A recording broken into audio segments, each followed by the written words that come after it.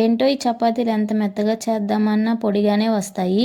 మళ్ళీ మంచిగా ఆయిల్ వేసి కలుపుతా, అయినా చక్కగా రావు. మా మేనత్త వాళ్ళు అయితే ఎంత హడావిడిగా చేసిన చపాతీలు చాలా బాగా వస్తాయి, మెత్తగా ఉంటాయి, సాఫ్ట్గా ఉంటాయి. ఒక్కొక్కరి చేతి చలువ ఒక్కొక్కలా ఉంటుందేమో. ఈ రోజు నేను హడావుడిగా పిండిని కలిపేశాను, కొంచెం పలచగానే వచ్చింది పిండి. అయితే మనం ఎక్స్పెక్ట్ చేయలేనప్పుడు చపాతీలు తక్కువ క్వాంటిటీ చేసుకున్నప్పుడు టేస్ట్ బాగా వస్తాయి. మరి మా ఆయన చేశాడనేమో చపాతీలు ఈ రోజు చాలా మెత్తగా వచ్చాయి.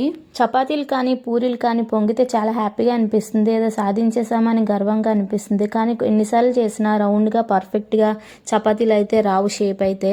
మా బాబుకి పూరీలు కానీ చపాతీలు కానీ చాలా ఇష్టం.